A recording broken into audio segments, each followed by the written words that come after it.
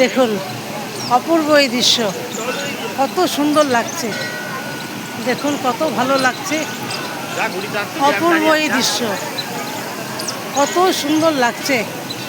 সকলেই দর্শন করুন, অপূর্ব সুন্দর বৃন্দাবনে, কত ভালো লাগছে। দেখুন এখান দিয়ে ঝর্ণার জল বয়ে পড়ে, জল পড়ছে।